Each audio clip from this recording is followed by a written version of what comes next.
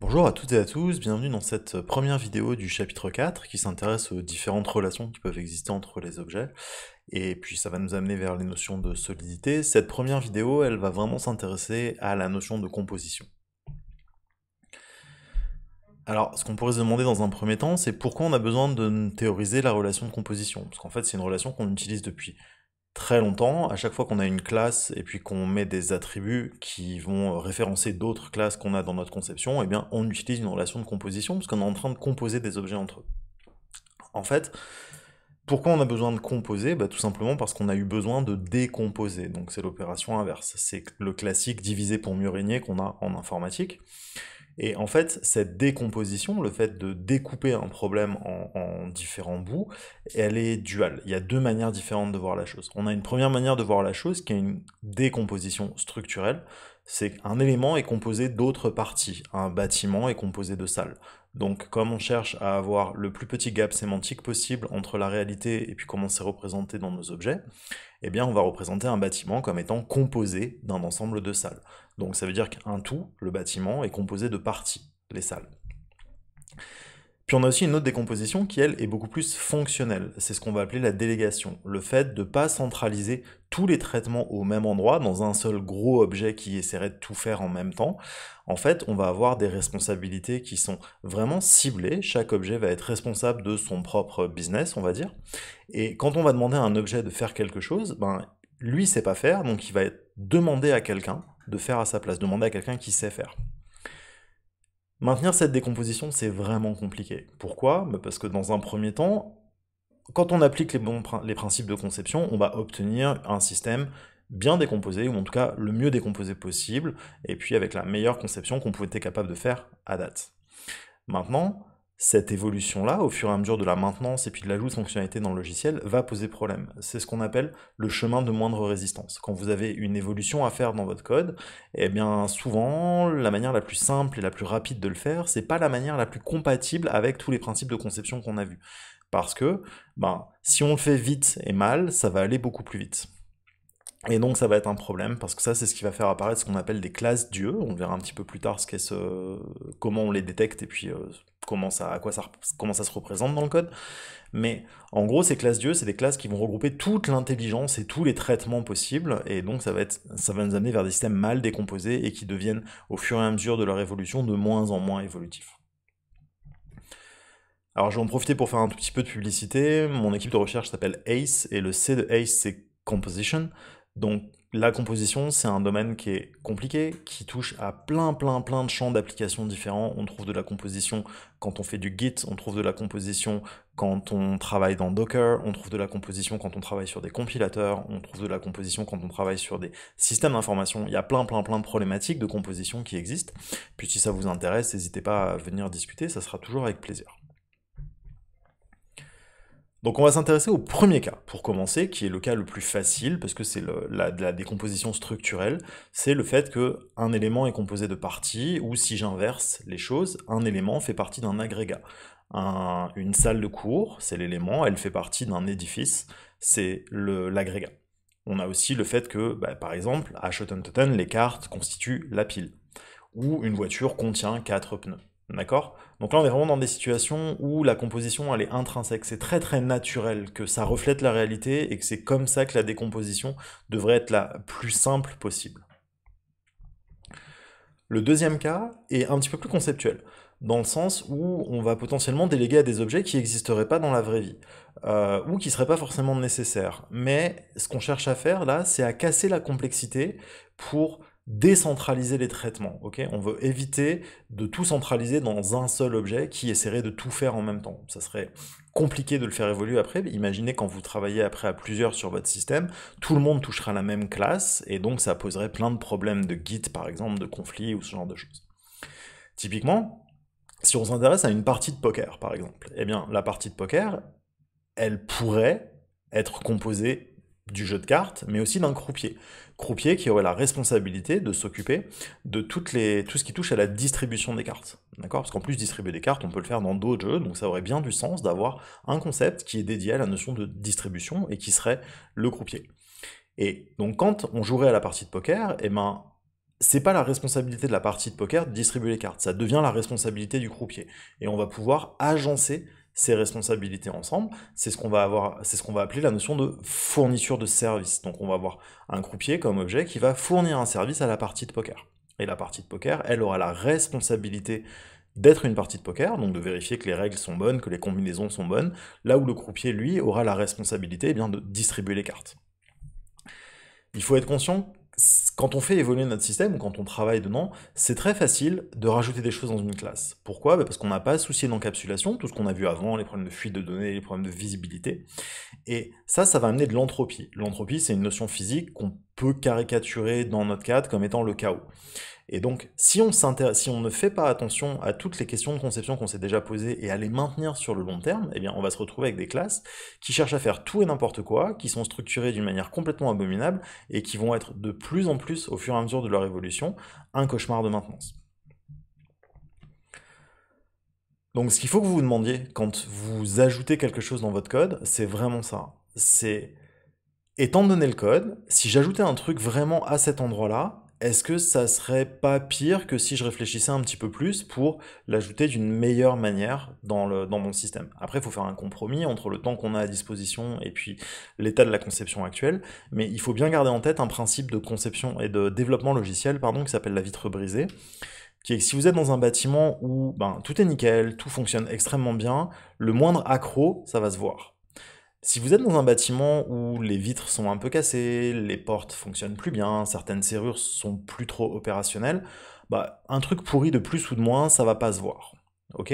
Donc en maintenant une discipline de code qui est d'essayer de tendre toujours vers le truc le plus propre conçu, le plus propre possible, avec la meilleure conception possible, et de maintenir cette conception sur le long terme, c'est aussi une manière de garantir que votre code ne se détériore pas sur le long terme. Parce que si vous faites un truc crado dans une base de code très très propre, ça va se voir et vous en serez pas forcément fier. Si vous faites un truc crado dans un truc qui est déjà complètement dégueulasse à la base, bah c'est pas grave, c'était déjà moche, donc j'ai juste rajouté un peu de moche. Pour représenter la composition en UML, on a trois manières différentes de le faire qui représentent à trois sémantiques de composition différentes. Elles sont vraiment pas interchangeables en l'état. On va s'intéresser, nous, majoritairement à ce qu'on appelle l'association et la composition. L'agrégation, on va pas tant que ça s'en servir. Mais globalement, il faut bien que vous compreniez que c'est pas interchangeable. On peut pas dessiner des fois des diamants blancs, des fois des diamants noirs, des fois pas en mettre, des fois mettre le sens des flèches dans n'importe quel ordre. C'est vraiment un langage UML. Donc si vous mettez des flèches dans n'importe quel ordre, ou vous utilisez n'importe quelle flèche, ça ne fonctionnera pas. Donc on a trois types de relations différentes. L'association, c'est la flèche simple, c'est le fait qu'une classe a une référence vers une autre classe. Ok? Donc c'est pas une composition au sens structurel, c'est-à-dire qu'on ne contient pas les choses, mais on est relié, on référence quelque chose d'autre. On a l'agrégation qui est au milieu, qui est une composition faible, on va dire, et elle est représentée avec un diamant blanc du côté de l'agrégat. Et puis ça, c'est souvent utilisé pour représenter la délégation. Et puis à l'inverse, enfin, plus fort que ça, on a la composition, qui est le diamant noir, donc tout à droite sur les dessins en bas, le diamant étant toujours du côté de l'agrégat, qui là, c'est une composition structurelle forte. Donc là, ce qu'on va vouloir dire, c'est vraiment que un bâtiment est composé d'un ensemble de salles de cours. En termes de bonne pratique, il ne faut pas oublier que ce qu'on cherche à faire, c'est à pas surcharger les diagrammes. Donc par exemple, il y a quelque chose qui est important, c'est la navigabilité des relations. Si j'ai une relation entre A et B, est-ce que A connaît B, est-ce que B connaît A, ou est-ce que c'est les deux en même temps? Par exemple, dans les dessins du haut, on a des références qui s'appellent bidirectionnelles, ça veut dire que si je suis un A, une instance de A, je connais les instances de B qui me composent, et puis si je suis une instance de B, je connais aussi l'instance de A qui me compose, ok, dont je fais partie. Ça, on peut décider de mettre les flèches pour bien insister dessus, ou classiquement, dans ce cadre-là, on ne met pas les flèches. Donc si vous tracez un trait plein, ça veut dire que la référence est bidirectionnelle. A l'inverse, si vous voulez dire que la référence est unidirectionnelle, dans notre cadre, ça veut dire que A connaît les instances de B qui le composent, mais que l'inverse n'est pas vrai. Si je suis un B, je ne peux pas remonter jusqu'au A qui me contient. Et bien ça, enfin avec lequel je suis composé. Ben ça, on peut le faire explicitement en mettant une croix sur la flèche, ou on peut aussi avoir de l'implicite qui va être que si la flèche va que dans un sens, ça veut dire que la flèche est unidirectionnelle. Il faut aussi pas oublier que le sens de lecture est inversé, donc quand vous écrivez ça par exemple, là ce qu'on est en train de dire, c'est que la classe A, contient une référence de cardinalité 1 étoile, donc il peut y en avoir plusieurs, qui s'appelle élément et qui pointe vers des éléments de B. Ce que ça veut dire que c'est bien la classe A qui contient un ensemble de B, qui s'appelle elements. Ok. Donc n'oubliez pas que sur vos diagrammes, les informations sur l'association, ou sur la composition, en tout cas sur la relation, doivent être au bout de la flèche. Une autre chose qui est importante, c'est la différence entre attribut et référence. Pourquoi Parce que là, on a 3 attributs, hein, une chaîne de caractères, un entier, et puis un ensemble de B, puis ça se représente en UML par 2 attributs et une référence. Pourquoi? Parce qu'en fait, les 2 éléments du haut, là, c'est vraiment des choses qui sont primaires, ça pointe sur des types primitifs, et on est vraiment sur des attributs de A. La relation entre A et chaîne de caractères n'est pas très importante pour le modèle conceptuel qu'on est en train de faire. Par contre, le fait que A connaît un ensemble de B, ça c'est beaucoup plus important. Donc, comme B c'est un élément de notre domaine et qu'on pointe dessus, auquel cas on est une référence. Pour les énumérer, c'est un petit peu différent, il y a 2 écoles, des gens qui disent que ça doit être une référence et d'autres gens qui disent que ça doit être un attribut. En gros, faites ce que vous voulez, mais soyez cohérents, d'accord? Si vous mettez tout le temps des attributs pour les énumérer, utilisez tout le temps des attributs, ou à l'inverse, si vous faites tout le temps des références, soyez cohérents et utilisez tout le temps des références, mais faites pas un mix des deux, parce que ça c'est confusant. En termes de multiplicité, donc pareil, hein, c'est écrit dans le sens inverse de la flèche. Donc là, ce qu'on est en train de dire, c'est que A contient un ensemble de B. Donc j'ai bien A qui contient un ensemble de B. Et puis j'ai B qui connaît sa racine. Donc B il contient une racine, c'est ce qu'on a mis là. Et on contient 0 ou 1, puisque la racine peut être potentiellement vide. Et puis ça, c'est une information qu'on voit dans le modèle. Là, j'ai dit explicitement, B, sa racine, elle peut être nulle. Vous vous rappelez tout ce qu'on a vu dans le chapitre précédent sur l'absence de valeur. Mais ça, je peux pas vraiment le représenter dans le code. Je peux le représenter avec un nul, je peux le représenter avec un optionnel. Et donc, il faut que vous fassiez attention à ce que vous mettez dans vos modèles, qui vont documenter vos choix de conception, le fait que la racine peut être nulle, c'est une information forte, eh bien ça, il faut que vous y fassiez attention dans le code. Pareil sur les éléments, là nos éléments ils sont pas ordonnés, parce qu'on n'a rien dit de plus, donc c'est un ensemble, mais si on voulait que les éléments soient ordonnés, on aurait pu rajouter une annotation là pour dire que on avait de 1 à étoile éléments ordonnés, avec ordered entre accolades, et ça aurait voulu dire que dans le code ça devrait pas être un ensemble, mais ça devrait plutôt être une liste par exemple. Comment utiliser l'agrégation par rapport à la composition? On va commencer par l'agrégation, donc ce qu'on appelle une composition faible. En gros, il faut se poser la question, est-ce que la partie peut exister sans le tout? Est-ce que l'élément peut exister sans l'agrégat?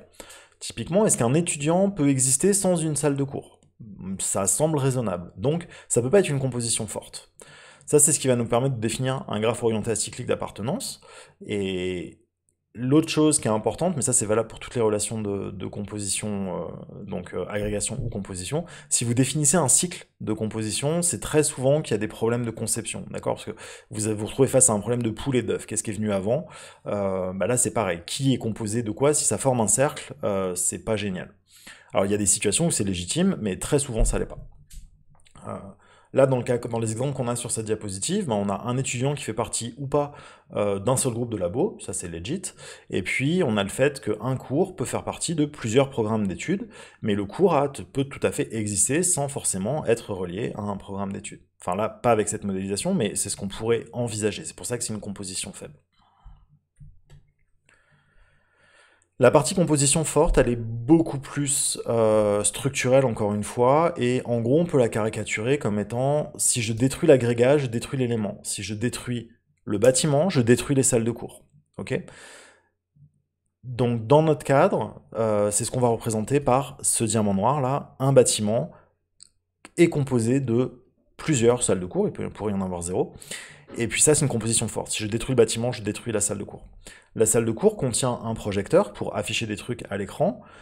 Le projecteur pourrait ne pas être relié à une salle de cours d'ailleurs pour démarrer, il pourrait être dans une remise. Mais en tout cas, s'il est attaché à un projecteur, à une salle de cours, auquel cas si je détruis la salle de cours, je détruis aussi le projecteur. Vous voyez, c'est vraiment cette notion de composition structurelle. Un élément ne peut être contenu que par un seul agrégat, ça c'est important. Le projecteur, il est utilisé à un seul endroit en même temps, d'accord? Un pneu sur une voiture, il est utilisé sur une seule voiture en même temps. Donc ça, c'est ce qu'on va avoir par cette notion de composition forte. Là, je vous propose un exercice qui est tiré du livre UML at Classroom, qui est vraiment l'exercice typique de est-ce qu'on a le droit d'écrire ça ou pas. On a 4 modélisations différentes pour représenter des voitures et des pneus. Là, on a le fait qu'une voiture contient 4 pneus et qu'un pneu peut être relié à 0 ou une voiture.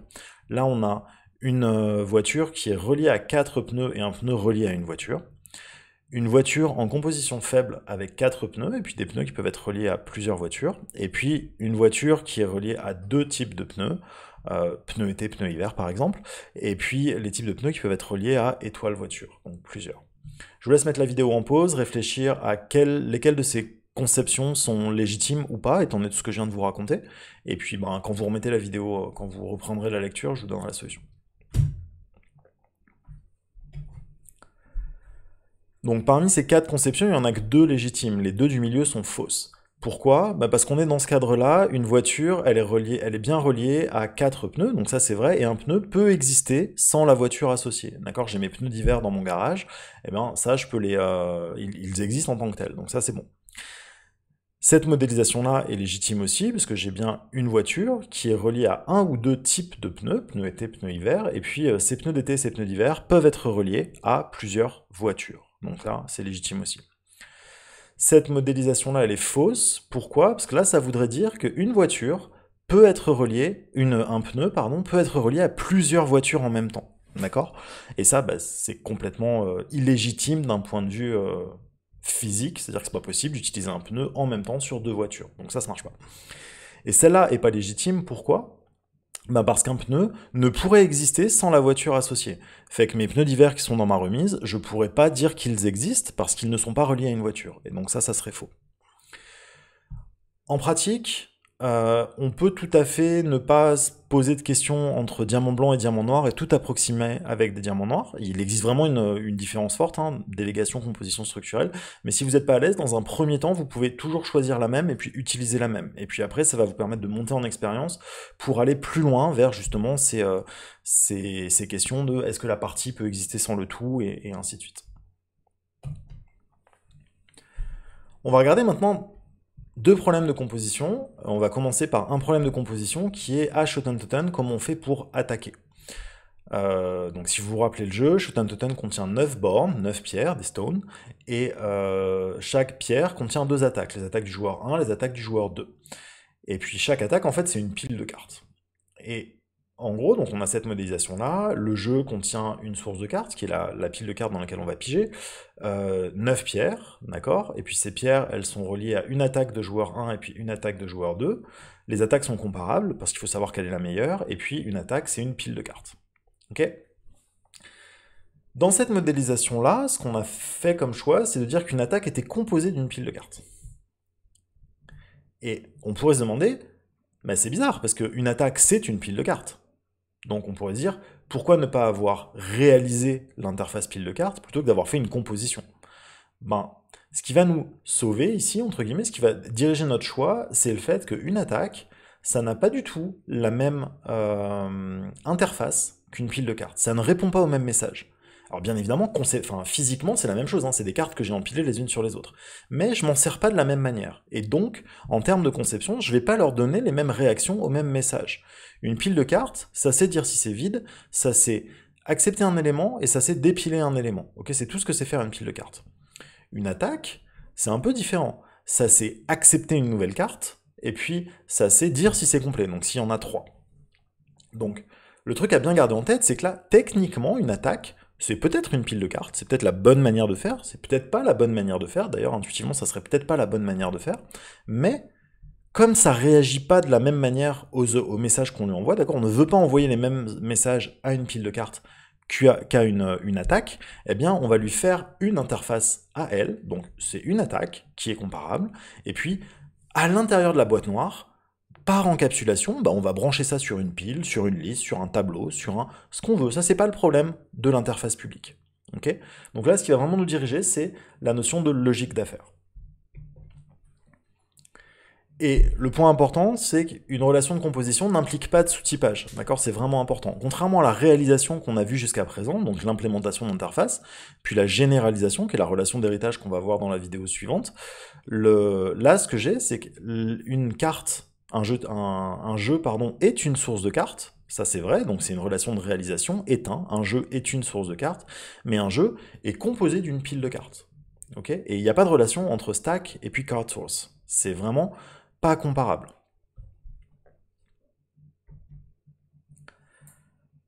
Notre deuxième problématique de composition, ça va être comment on va faire une pile multiple. D'accord? Si je voulais jouer avec deux jeux de cartes, par exemple, je veux jouer au ramier, et donc j'ai besoin d'avoir plusieurs jeux de cartes, je peux pas jouer avec un jeu de 52 cartes, comment je peux faire? On a deux manières de faire. Première manière de faire qui serait de dire, on va fabriquer un nouveau jeu de cartes qui contient les deux précédents. Donc on va tout recopier dans le nouveau jeu de cartes. On va vider les cartes du premier pour les mettre dans le deuxième. C'est ce qu'on a vu dans les chapitres précédents avec le problématique de l'encapsulation et de la copie. Bon, ça repose toutes les questions qu'on a vues précédemment. Ou alors on peut se dire, je vais plutôt fabriquer une pile de cartes qui pointe sur les autres piles de cartes.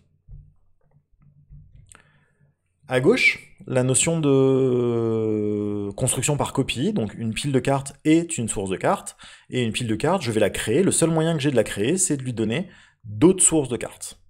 Ok? Donc là, on imagine que ça va tout copier. Ça, je peux pas le montrer à travers un diagramme de classe, il faudrait que je le montre par exemple à travers un diagramme de séquence. Là, on est dans une modélisation qui est différente, dans laquelle on dit, en fait, une source de cartes, c'est deux choses différentes. C'est une pile de cartes, ou c'est une source multiple. Et une source multiple, qu'est-ce qu'elle a de plus qu'une source normale? Eh bien, elle est composée d'autres sources de cartes. La question qui va se poser là, c'est cette modélisation-là, c'est pas très clair de ce que je peux en faire. Comment je peux la faire évoluer? Est-ce que je peux rajouter des cartes au fur et à mesure? Ça n'a pas l'air, parce qu'on peut juste construire une pile de cartes à travers son constructeur. Là, on voit qu'on peut potentiellement rajouter des nouvelles sources de cartes au fur et à mesure. Donc, on a la possibilité d'avancer comme ça, dans le cadre du jeu, et puis de changer les objets dynamiquement. Si on analyse ça de manière un petit peu plus posée, ce qui est intéressant dans la version par composition, donc la version de droite sur la diapo précédente, c'est que la source multiple, c'est une source de cartes comme une autre. Elle est en couplage faible, et on peut aussi rajouter des sources dynamiquement, ce que je disais avec cette méthode add, dans laquelle on a la possibilité de rajouter des jeux de cartes. Et surtout, on ne fait pas de copie, donc ça nous évite toutes les problématiques de copie précédentes. Les problèmes qui viennent avec, c'est que c'est plus compliqué à mettre en place, et puis l'autre chose, c'est que pour ajouter une source de carte, il faut que je sache que je suis une source multiple, parce que ça n'est pas dans l'interface de card source.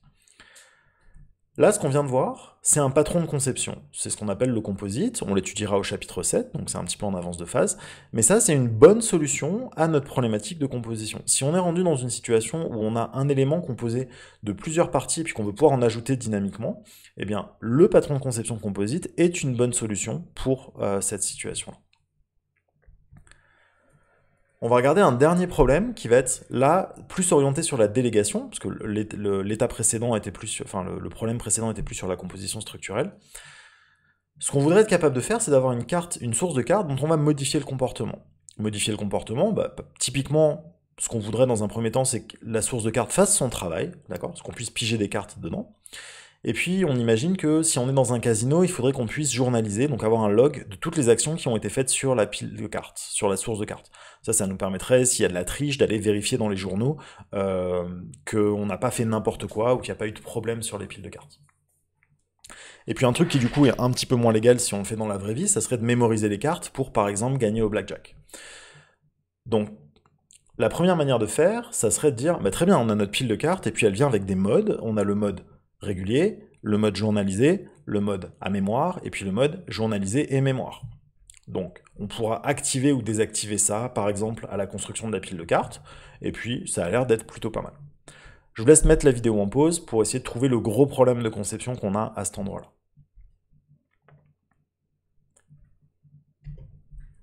Mais en fait, le gros problème, c'est cet énuméré qui représenterait les modes, parce que pour l'instant, on en a 3, donc c'est pas très grave, ça nous fait une combinaison de 4, mais on imagine que si on veut rajouter d'autres modes, qui sont d'autres comportements faits sur la source de carte, eh bien là, on va être rendu dans une situation où il y a une explosion combinatoire du nombre de cas à gérer. Ça va nous donner un énuméré mode qui est le produit cartésien de tous les trucs qu'on veut faire sur la pile de cartes, donc c'est énorme. Et en plus de ça, ça veut dire que dans notre code, dans la classe cardPile, il va y avoir plein de if, plein d'instructions conditionnelles pour vérifier, si je suis dans ce mode-ci, et si je suis dans ce mode-là, et alors il faut que je fasse ci, mais si c'est ce mode-ci et ce mode-là en même temps, alors c'est différent. Et donc on se rend compte que ça va être un vrai plat de spaghetti pour le faire évoluer. Donc là-dessus, c'est pas raisonnable. Ce qu'on propose de faire, c'est non plus de composer les éléments, mais de composer les comportements. Et c'est ça qui est assez malin dans cette conception-là. On a par exemple, on retrouve notre pile de cartes, qui a toujours cette relation de réalisation, une pile de cartes est une source de cartes. Et puis là, on va rajouter des piles de cartes un peu particulières. On a la pile à mémoire, et puis on a la pile journalisée. Mais ces piles de cartes, je ne peux les créer qu'en leur donnant une source. D'accord? Et puis elles ont leur comportement, donc la pile journalisée, elle fait du log, et puis la pile à mémoire, elle fait de la mémorisation. Ce qui fait que pour créer une pile à mémoire journalisée, eh bien je vais d'abord créer une pile journalisée, puis la donner à la pile à mémoire. Vous voyez, on va enchaîner les comportements comme ça. Ça, c'est pas très visible d'un point de vue diagramme de classe, donc on va utiliser l'autre outil à notre disposition pour représenter ça, qui est le diagramme de séquence. Donc notre diagramme de séquence, là, quand on écrit ça, cette instruction de construction, qu'est-ce qui va se passer? Il faut la lire à l'envers, hein. On commence par l'objet le plus au fond de la pile, donc on commence par créer une pile de cartes qui va se mélanger, et puis qui est anonyme, hein, on la connaît pas, on n'a pas de pointeur sur elle, puis on va créer une pile journalisée, qui va enrober cette pile de cartes, puis on va créer une pile à mémoire, et c'est elle dont on va détenir la référence, d'accord? Donc c'est elle qui contient ce S. Puis maintenant, quand on va demander de piger une carte dans cette pile de cartes, qu'est-ce qui va se passer? Eh bien en fait, on va commencer donc par demander à l'objet dont on a une référence, qui est S, pige une carte. Donc on va arriver là, sur cette instance-là. Mais la pile à mémoire, elle ne sait pas piger une carte. Donc qu'est-ce qu'elle va faire? C'est qu'elle va demander à la personne qui est avant elle dans la chaîne de piger une carte. On arrive sur la pile journalisée, puis la pile journalisée, elle ne sait pas faire non plus. Donc la pile journalisée, elle va demander à la personne avant elle de piger une carte. Ce qui nous amène à la vraie pile de cartes, qui elle sait faire. Donc elle fait son travail, et elle renvoie la carte. Maintenant, la pile journalisée peut faire son travail de journalisation, donc elle appelle son log, et puis elle envoie ça à la pile à mémoire, qui elle fait sa mémorisation, et puis renvoie la carte qu'on vient de piger. Vous voyez, donc là on a bien trois objets différents qui coopèrent, qui chacun ont une responsabilité. En bleu, tirer une carte, en vert, journaliser, en orange, mémoriser. Et c'est leur coopération qui va faire qu'on arrive à maintenir une décomposition propre de chacune des fonctionnalités du système.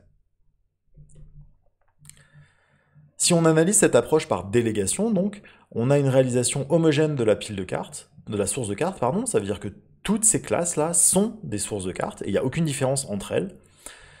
On a un couplage faible, d'accord, elles ne se connaissent pas les unes avec les autres.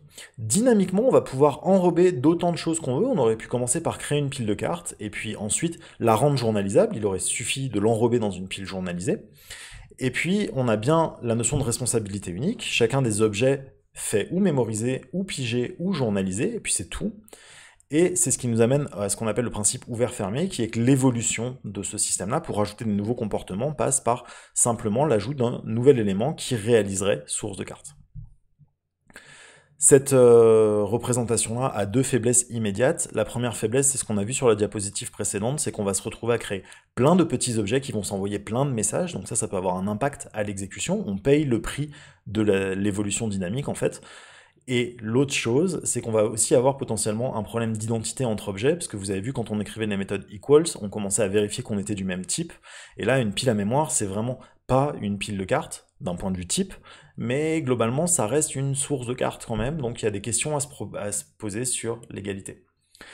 Ce qu'on vient de voir là, c'est en fait un autre patron de conception, qui est le patron qu'on appelle décorateur, pareil, on le verra au chapitre 7, mais en gros, là aussi, c'est quand on va se retrouver à devoir composer non plus de la structure, mais du comportement, le décorateur est, avec toutes les faiblesses qu'il contient, une bonne solution à cette situation-là. Voilà qui va conclure cette vidéo-là. Donc vous avez vu que la relation de composition, c'est quelque chose qu'on utilise assez naturellement depuis toujours, hein. On met des attributs dans des classes qui pointent vers d'autres classes, mais en fait on vient de voir là que les choix ont des impacts différents, et que selon comment on choisit de composer ou de décomposer notre système, à la fin, il n'a pas vraiment les mêmes propriétés. Donc c'est quand même important de se poser ce type de questions. Merci d'avoir écouté la vidéo jusqu'au bout, et puis à bientôt.